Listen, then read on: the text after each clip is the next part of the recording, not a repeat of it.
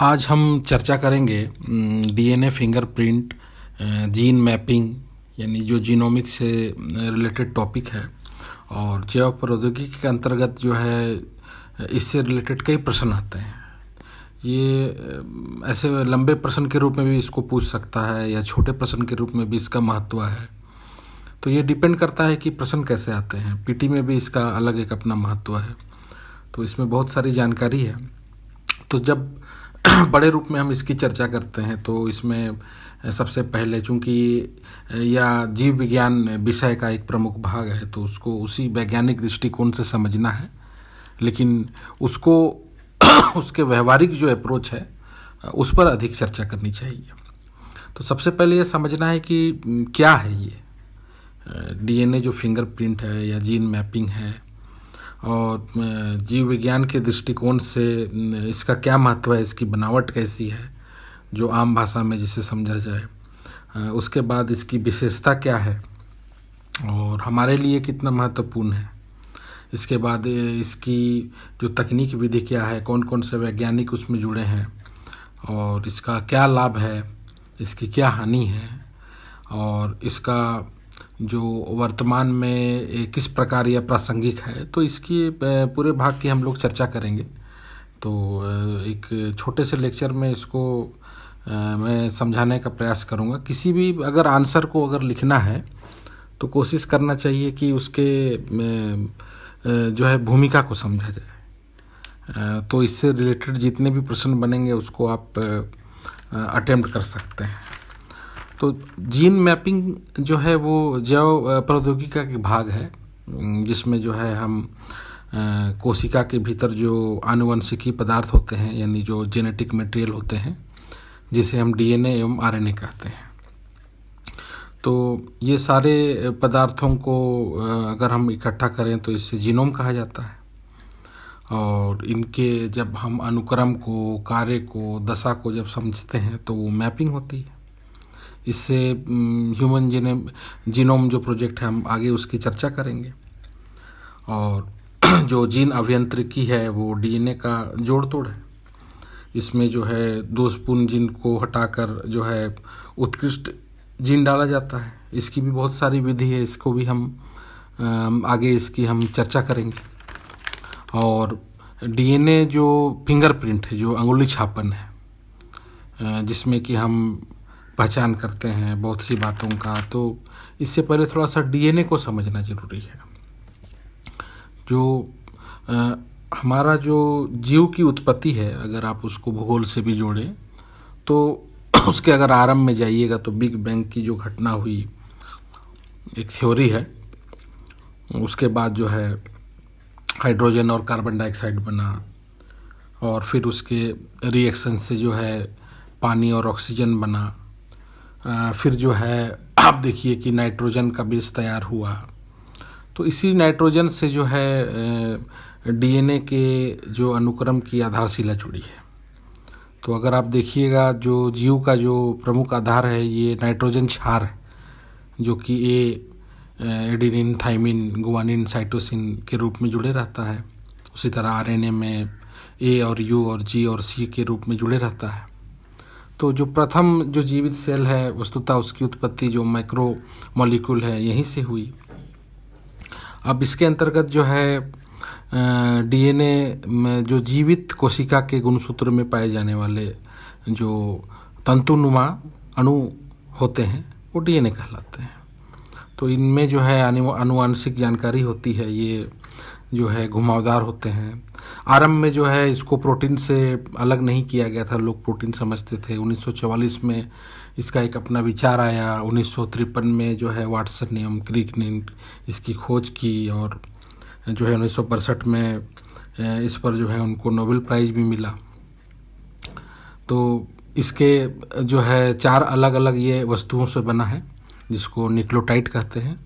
और हर न्यूक्लियोटाइड एक नाइट्रोजन युक्त बंधन से है। यानी यही जो मैंने बताया कि जो जीवन का बेस है नाइट्रोजन क्षार जो इसी से जुड़ा हुआ है। और इससे जो है इनमें जो डीऑक्सी जो राइबोस का जो नाम हम देते हैं तो वो उसमें शक्कर पाया जाता है ये, और जो कि फॉस्फेट अणु से जुड़ा है। तो इस प्रकार जो है जो थ्योरी है सेंट्रल डॉगमा, तो उससे प्रोटीन का निर्माण होता है इससे, और प्रोटीन से हमारा शरीर बनता है। तो जो हमारे जो 46 गुणसूत्र में करीब जो है 3 अरब डीएनए के आधार हैं।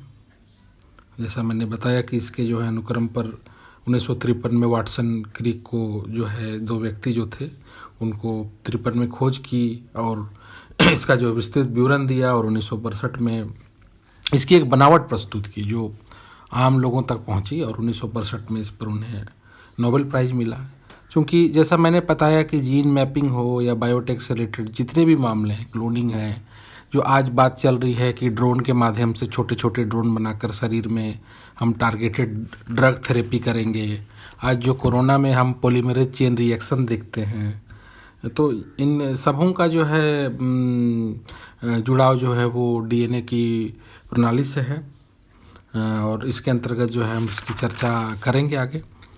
अब डीएनए अंगुली छापन जो फिंगरप्रिंट है, तो इसमें अधिकतर हम लोग पाते हैं कि जो आपराधिक मामलों की गुत्थियां हैं, मातृत्व पितृत्व की पहचान है, तो इसके हम लोग करते हैं। तो इसमें रक्त है, बाल है, लार है, वीर्य है या दूसरे की कोशिका है, तो इससे जो है डीएनए का जो है एक विशिष्ट क्रम, जिसे माइक्रोसेटेलाइट कहा जाता है, जो छोटे छोटे टुकड़े में होते हैं, जो डीएनए फिंगरप्रिंट का जो प्रथम जो तकनीकी सिद्धांत जो है 1984 में जो ब्रिटिश वैज्ञानिक है एलेक्स जेफरीज ने बताया था, और इससे जो है एक्सरे फिल्म, और अभी तो वर्तमान में यानी कंप्यूटर के माध्यम से जो है एक्सपोज किया जाता है, दिखाया जाता है, जो कि ब्लैक बार में जो है लकीर लकीर के अनुक्रम में दिखता है। तो ये एक जटिल प्रणाली है, और इसमें जो अंगुली छाप, यानी हम जो इससे पहले अगर आप देखें जो फिंगरप्रिंट की बात कर रहे हैं, तो आप पहले देखते थे कि जो कोई अभी भी फॉरेंसिक में अंगुली जो छापन है, फिंगरप्रिंट है, जिसे फ्रांसिस एंड गाल्टन ने इसका सिद्धांत दिया था, उससे भी पकड़ में आते हैं। तो अब ये उसी का ही संश्लेषित रूप है जो कि बहुत भीतर तक जाता है, और इसमें जो फॉरेंसिक साइंस है उसको भीतर तक जो है जानने का प्रयास करती है।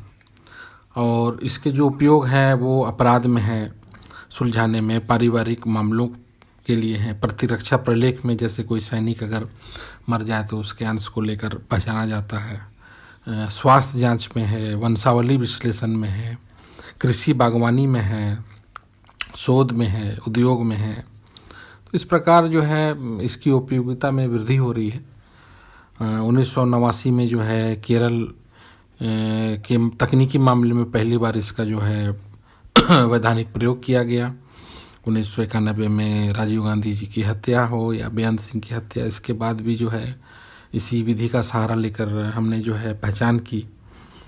1988 में हैदराबाद के जो डॉक्टर थे, डॉक्टर लाल सिंह, जिन्होंने डीएनए और जीनोमिक्स पर काफ़ी सारे काम किया, और भारत में जो है इसकी जो है संरचना का निर्माण किया, और बंगलोर में जो है इसका केंद्र बनाया गया। तो इस प्रकार से हम देखते हैं कि इसमें जो है इसकी विधियां जो है वो स्थापित हुई, और या जो है अभी भी या जो है प्रक्रिया चल रही है। तो अभी जो है जो ह्यूमन जीनोम जो प्रोजेक्ट है, जो ऐसे तो 1988 में शुरू हुआ, लेकिन 90 में जो है इसमें वैधानिक रूप से शुरू किया गया माइकल हंक बिलर द्वारा, और इसके अंतर्गत जो है बात की गई कि 2003 तक जो है हम डीएनए के क्रम एवं जीन की पहचान करेंगे, ताकि जो है इसके जो पूरे संयोजन को समझा जाए। जब तक जो है पूरे रचना को अगर नहीं समझा जाए तो किसी भी बीमारी का जो है वो इलाज जो है संभव नहीं हो पाता है। ऐसे जो है इसके लिए जो कार्य हैं वो 1866 से मेंडल ने शुरू कर दिए थे। बाद में जो है 1944 में, जैसे मैंने बताया कि डीएनए को प्रोटीन ही समझा जा रहा था, तो उसको डीएनए के रूप में अलग पहचान की गई। 1953 में इसके लिए जो है उन्होंने वाटसन और क्रिक ने इसकी खोज की। बाद में इसके अंतर्गत जो है काफ़ी सारे जो है इसके बेस बनाने की जो है वो बात की गई। देखिए कि जो डॉक्टर क्रेग वेंटर हैं उन्होंने इसकी विधि खोजी जिसमें कि कई टुकड़ों में इसे विभाजित किया गया। ह्यूमन जीनोम प्रोजेक्ट में उनका भी जो है महत्वपूर्ण योगदान है।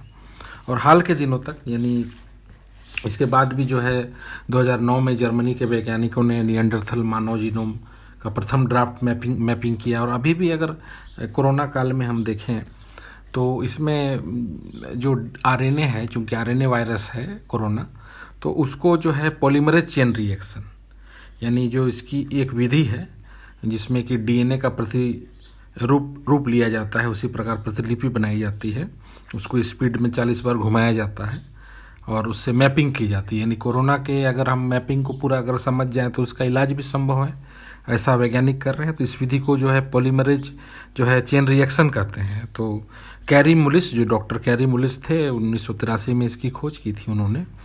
इसके लिए 1993 में उन्हें नोबेल प्राइज़ से भी सम्मानित किया गया था। इसी विधि के जो अंतर्गत है, जैसे हम जीन का निषेचन कहते हैं, इससे इंसर्टन कहते हैं, फिर डीएनए पुनर्संयोजन है यानी रिकॉम्बिएंट है, उसके बाद जो है इसका निष्क्रियकरण है जो डी नेचुरेशन कहते हैं। इसमें जो है ताप देकर हम लोग डीएनए को पृथक करते हैं 94 डिग्री सेल्सियस पे। फिर ताप अनुशीलता है जो इनिशिलेशन है, जो जिसमें हम 55 डिग्री सेल्सियस पर डीएनए को एक श्रृंखला प्राइमर से जोड़ते हैं जिस पर न्यूक्लियोटाइड आकर लगते हैं। तो इस प्रकार की विधि से जो है हम एक जटिल प्रक्रिया है उसको सामान्य रूप में समझने की आवश्यकता है। इस प्रकार के प्रश्न में कंसेप्ट का होना बहुत ज़रूरी है।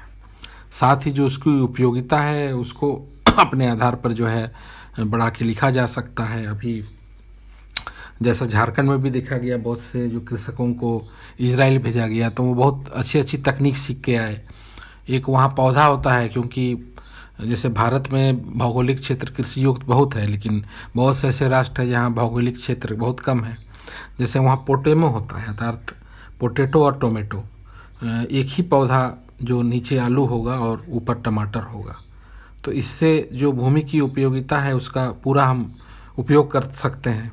एक ही फसल पर हम दो फसल प्राप्त कर सकते हैं। तो ऐसा संभव तभी होता है जबकि हम पौधे के डीएनए को, उसके जीन थेरेपी को हम समझें, और उसके जो है पूरे क्रम को अगर जब तक नहीं समझेंगे तो उसमें हम चेंज नहीं कर पाएंगे।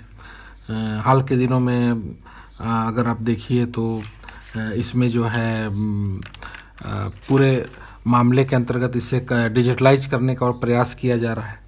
तो ऐसे तो अभी तक ह्यूमन जीनोम प्रोजेक्ट के तहत जो है 2003 में जो रिपोर्ट आया था 25 से 30 हज़ार अनुक्रम तैयार किए जा चुके हैं। उसको हम लोग समझने का प्रयास कर रहे हैं और आने वाले समय में भी जो है इसके अंतर्गत जो है हम छोटे छोटे ड्रोन के माध्यम से टारगेटेड ड्रग थेरेपी यानी लक्षित ड्रग प्रणाली स्थापित करना चाहते हैं। अर्थात कि अगर हम डीएनए की जीन की पहचान करें तो उससे क्या होगा कि हम शरीर के भीतर ऐसे छोटे छोटे ड्रोन को दवा के रूप में प्रेषित कर उसका ट्रीटमेंट कर सकते हैं। तो इससे बड़ी जो है स्वास्थ्य संबंधी जो है बातों का जो है निदान हो सकता है। आने वाले समय में विश्व में जनसंख्या में वृद्धि हो रही है और संसाधन में भी कमी आ रही है। तो ऐसे में देखा जा रहा है कि जो मानव सभ्यता की जो सांस्कृतिक व्यवस्था है, सामाजिक व्यवस्था है, वो परिवर्तित हो रही है। ऐसे हो सकता है आने वाले समय में जैसे कोरोना बीमारी है उस प्रकार कई सारी बीमारियां आएँ, लोगों को घरों में रहना पड़े, तो ऐसे में चुनौती होगी। तो ऐसे में जो जैव प्रौद्योगिकी ही मानव सभ्यता को बचाने के लिए कारगर होगा। बहुत से छोटे और कम स्थान पर बहुत कम समय पर साइंस टेक के माध्यम से जो है हम इस प्रकार के खाद्य सुरक्षा ला सकते हैं, ऐसे खाद्यान्न का निर्माण कर सकते हैं। तो आने वाले समय में चाहे वो स्वास्थ्य से जुड़ी हो, खाद्य सुरक्षा से जुड़ी हो, अपराध से जुड़ी हो या किसी भी अन्य उपयोगिता से जुड़ी हो, तो उसके लिए जो है यह व्यवस्था जो डीएनए फिंगरप्रिंट और जीन मैपिंग जो है वो अधिक जो है कारगर होने वाला है। जैसा मैंने बताया कि भारत के बेंगलोर में 2001 में भी में इसके केंद्र का निर्माण किया गया, जो भारत में 1999 में चेन्नई में जो विज्ञान कांग्रेस हुआ था उसमें पहली बार ये बात आई कि इसके लिए जो है स्थापित किया जाए, और डॉक्टर लाल सिंह का इसमें बहुत महत्वपूर्ण योगदान है। और इसका पहला केंद्र 2001 में बेंगलोर में बना। और अमेरिका के सहयोग से, जो ऊर्जा विभाग के सहयोग से इस पर जो है काफ़ी ऋण भी हमको मिला है, और इस पर हम लोग और भी नए कार्य कर रहे हैं।